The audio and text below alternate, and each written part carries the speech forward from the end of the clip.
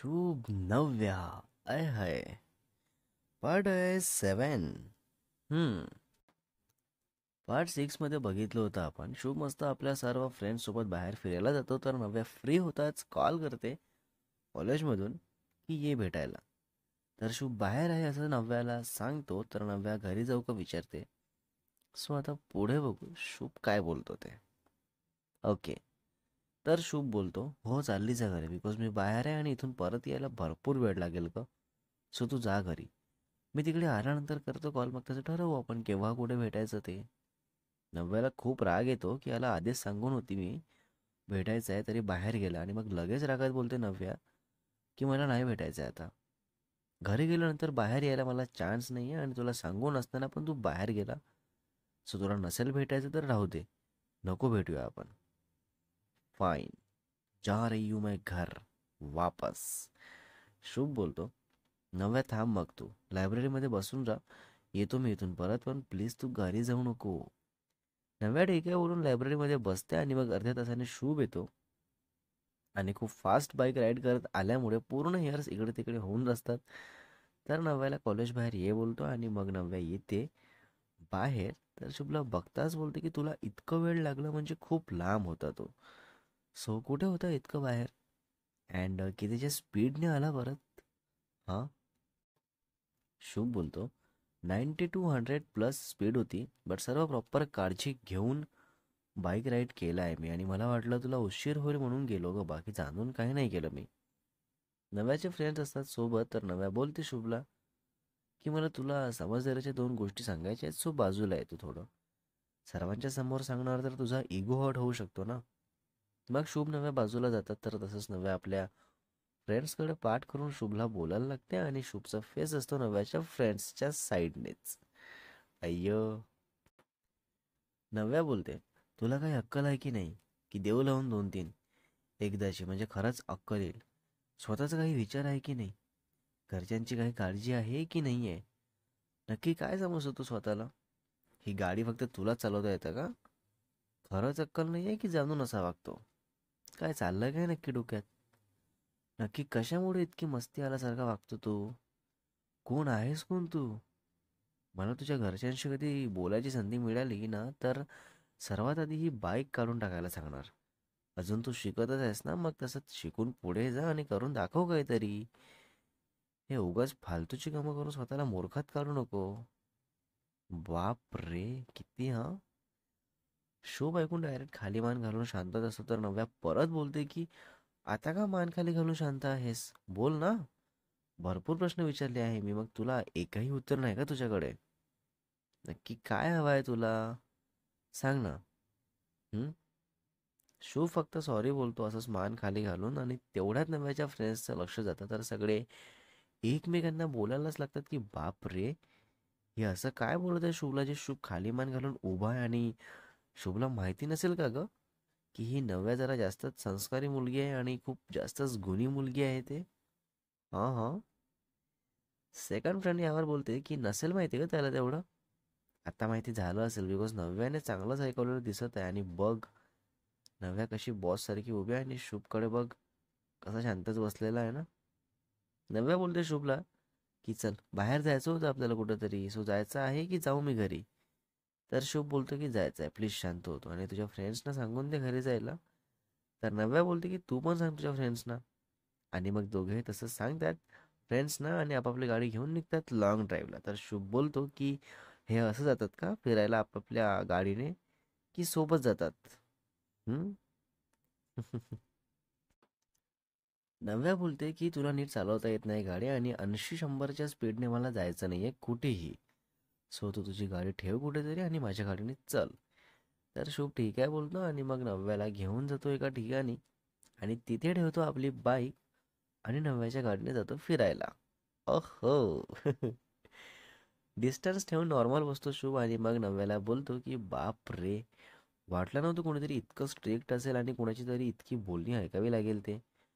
तर यावर नव्या बोलते की मला कुणालाही काही ऐकवायचं नव्हतं आणि काहीही नाही, पण तुझ्या फॅमिलीचा विचार आला, बिकॉज तुला आज काही झालं असतं तर त्याचं त्यांना किती त्रास झाला असता हे तू विचारही नाही करू शकत नाही. कळलं का शुभ. शुभ शांतच असतो आणि मग टॉपिक चेंज करत बोलतो की नव्या, अगं तुला घरी जायला उशीर झाला तर काय सांगशील घरी?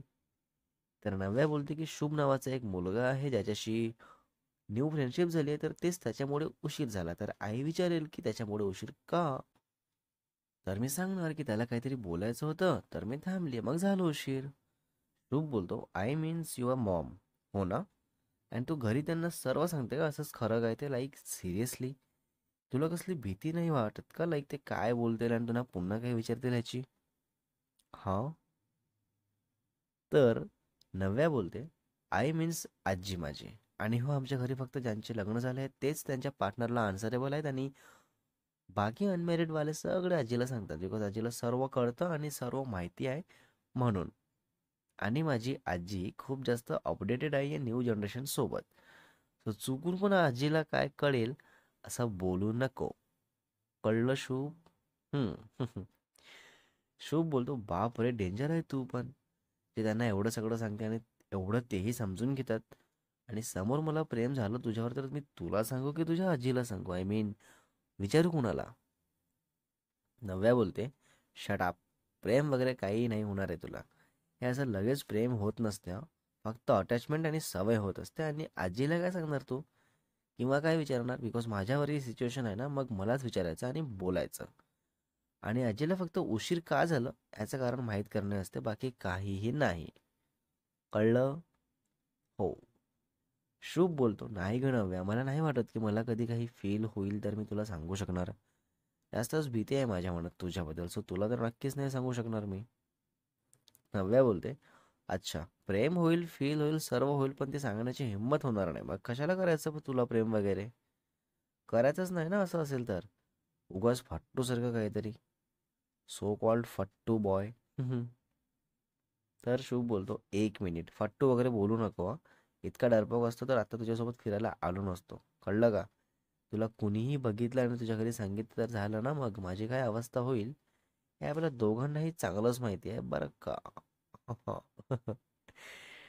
तर नव्या बोलते, शुभ तुला नाही माहिती माझ्या फॅमिलीबद्दल. ती फॅमिली तू जसा विचार करत तसं काही नाही आहे.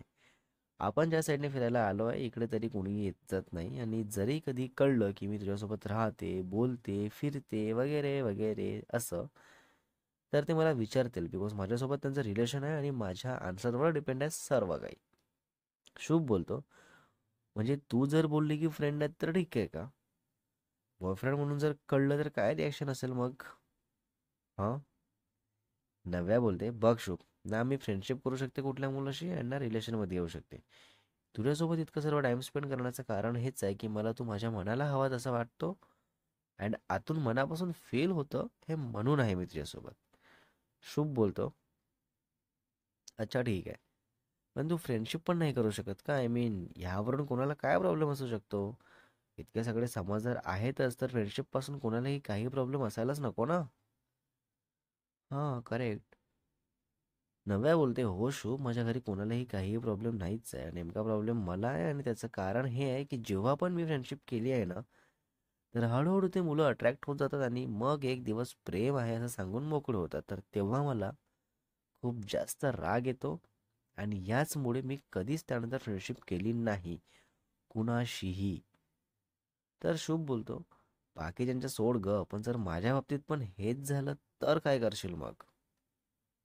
नव्या बोलते, सरळ नाही बोलून देणार मी, पण फ्रेंडशिप ठेवू शकते जर तुला ठेवायचं असेल तर. अदरवाईज तेही नको असेल तर ठीक आहे. शुभ बोलतो, बाप रे, ती डायरेक्ट सांगून मोकळी झाली ग तू. म्हणजे तुझ्या लाईफमधून जर मी असंच निघून गेलो तर तुला काही फरक पडणार नाहीये. हो ना? इतकी स्ट्रॉंग तू आहेच. नव्या बोलते, काय झालं शुभ तुला? तू असं का बरं बोलत आहे? तुला माहिती आहे ना, रिलेशन या नावावर मी किती चिडचिड करते. मग पुढे कुणीही असो मला ते लक्षात नसतं आणि जे वाटतं ते बोलून बाजूला होते. शुभ बोलतो, मला काही झालेलं नाही आहे, सहज विचारत आहे तुला फक्त, बाकी काही नाही. आणि तू प्लीज मला खरं खरं सांगू शकशील का की तुला नक्की रिलेशनमुळे इतकी का चिडचिड होते ते? प्लीज सांग ना. नव्या बोलते, sad part of my life, मला जेव्हा वाटेल तेव्हा सांगून टाकणार मी, ओके? आता प्लीज या मोमेंटला काही नको विचारू, ह्यावरून तरी. चल, मस्त एक कॉफी घेऊ आणि मग घरी जायला निघू. आणि हो, मी घरी गेल्यानंतर मेसेजवर जास्त बोलू शकत नाही.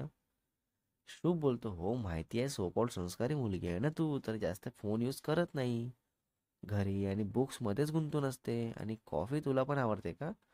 माझी तर मोस्ट फेवरेट झाली आहे का कॉफी, ब्लॅक कॉफी.